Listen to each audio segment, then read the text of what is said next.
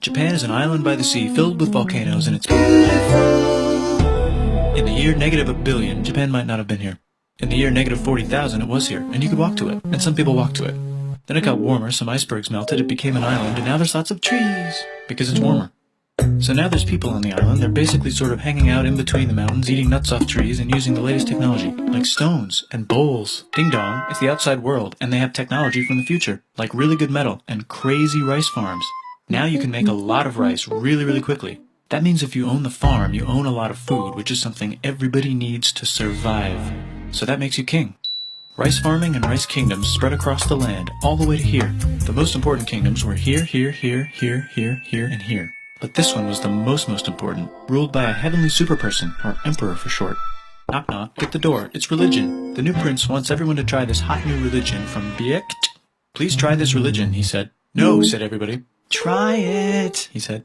No, said everybody again, quieter this time. And so the religion was put into place, and all the rules that came with it.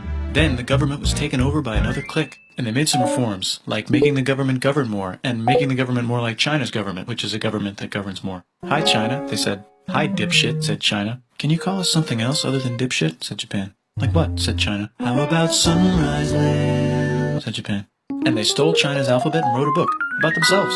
And then they made lots of poetry and art and another book about themselves. Then they stopped moving the capital every time the emperor died and kept it in one place for a while, right here. And they conquered the north, finally. Get that squared away. A rich hipster named Kukai is bored with modern Buddhism, visits China, and learns a better version, which is more spiritual. Comes back, reinvents the alphabet, and causes art and literature to be great for a long time. And the royal palace turned into such a dream world of art that they really didn't give a shit about running the country. So if you live outside the palace, how are you supposed to protect your shit from criminals? Hire a samurai. Everyone started hiring samurai. Rich, important people hired samurai. Poor people who could not afford to hire samurai did not hire samurai. The samurai became organized and powerful, more powerful than the government, so they made their own military government, here. They let the emperor still be emperor, but the shogun is actually in control. Breaking news, the Mongols have invaded China. We've invaded China, said the Mongols. Please respect us, or else we might invade you as well. Okay, said Japan. So the Mongols came over, ready for war, and died in a tornado. But they tried again, and had a nice time fighting with the Japanese, but then died in a tornado.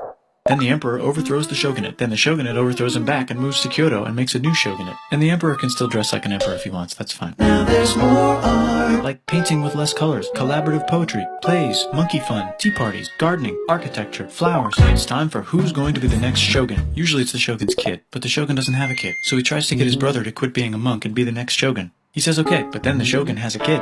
So now who's it gonna be? Vote now on your phones. And everyone voted so hard that the palace caught on fire and burned down. The shogun actually didn't care, he was off somewhere doing poetry. And the whole country broke into pieces. Everyone is fighting with each other for local power, and it's anybody's game.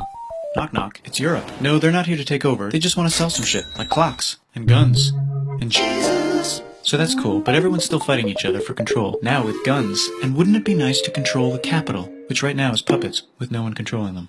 This clan is ready to make a run for it, but first they have to trample this smaller clan, which is in the way. Surprise, the smaller clan wins, and the leader of that clan steals the idea of invading the capital and invades the capital. And it goes very well. He's about halfway through conquering Japan when someone who works for him kills him, and then someone else who works for him kills them, and that guy finishes conquering Japan. And then he confiscated everybody's swords, and made some rules. And now I'm going to invade Korea, and then hopefully China, he said, and failed, and also died. But before he died, he told these 5 guys to take care of his 5-year-old son until he's old enough to be the next ruler of Japan. And the 5 guys said, yeah, right, it's not going to be this kid, it's going to be one of us, because we're grown-ups. And it's probably going to be this guy, who happens to be way more rich and powerful than the others. A lot of people support him, but a lot of people support not supporting him. They have a fight, and he wins, and starts a new government, right here. And he still lets the emperor dress like an emperor, and have very nice things. But don't get confused, this is the new government, and they are very strict. So strict they closed the country. No one can leave, and no one can come in. Except for the Dutch, if they want to buy and sell shit, but they have to do it right here. Now that the entire country was not at war with itself, the population increased a lot. Business increased, schools were built, roads were built, everyone learned to read, books were published, there was poetry, plays, sexy times, puppet shows, and Dutch studies. People started to study European science from books they bought from the Dutch. We're talking geography, skeletons, physics, chemistry, astronomy, and maybe even electricity. Over time, the economic and cultural prosperity began to gradually slow down. Knock knock. It's the United States, with huge boats, with guns. Gunboats. Open the country. Stop having it be closed, said the United States. There's really nothing they could do, so they signed a contract that lets the United States, Britain, and Russia visit Japan anytime they want. Choshu and Satsuma hated this. That sucks, they said. This sucks. And with almost very little outside help, they overthrew the shogunate and somehow made the emperor again and moved him to Edo, which they renamed Eastern Capital. They made a new government, which was a lot more Western. They made a new constitution that was pretty Western, and a military that was pretty Western. And do you know what else is Western? That's right, it's conquering stuff. So what can we conquer? Korea. They conquer Korea, taking it from its previous owner, China, and then go a little bit further. And Russia rushes in out of nowhere and says, "Stop, no, you can't take that. We were going to build a railroad through here to try to get some warm water." And Russia builds their railroad, supervised by a shit ton of soldiers. And then when the railroad was done, they downgraded to a fuck ton. Did I say downgrade? I meant upgrade. And Japan says, "Can you maybe chill?" And Russia says, "How about maybe you chill?" Japan is kind of scared of Russia. You'll never guess who's also kind of scared of Russia. Great Britain. So Japan and Great Britain make an alliance together so they can be a little less scared of Russia. Feeling confident, Japan goes to war against Russia, just for a moment, and then they both get tired and stop. It's time for World War I. The world is about to have a war, because it's the 1900s and weapons are getting crazy, and all these empires are excited to try them out on each other. Meanwhile, Japan has been enjoying conquering stuff and wants more. And the next thing on their list is this part of China and lots of tiny islands. All that stuff belongs to Germany, which just had war declared on it by Britain because Britain was friends with Belgium, which was being trespassed by Germany in order to get to France to kick France's ass because France is friends with Russia, who was getting ready to kick Austria's ass because Austria was getting ready to kick Serbia's ass because someone from Serbia shot the leader of Austria's ass. Or, actually shot him in the head. And Britain is currently friends with Japan, so you know what that means. Duh, Japan should take the islands, which they wanted to do anyway, so they called Britain on the telly to sort of let them know. And then they did it. And they also helped Britain a little here and there with some errands and stuff. Now the war is over, and congratulations, Japan, you technically fought in the war, which means you get to sit at the negotiating table with the big dudes, where they decided who owns what.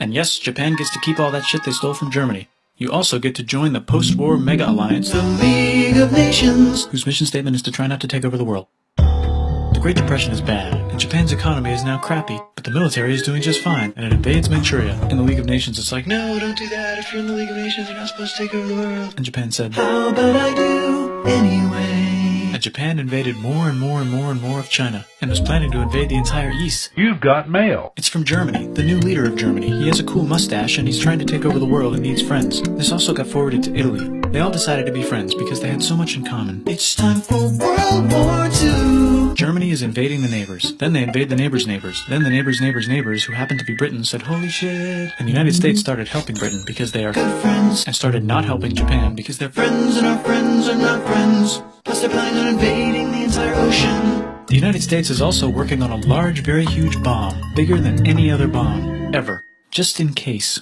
But they still haven't joined the war. War looks bad on TV, and the United States is really starting to care about their image. But then Japan spits on them in Hawaii and challenges them to war. And they say yes. And then Germany, as a symbol of friendship, declares war on the United States also. So the United States goes to war in Europe, and they help the gang chase Germany back into Germany. And they also start chasing Japan back into Japan. And they haven't used the bomb yet, and are curious to see if it works, so they drop it on Japan. They actually drop two.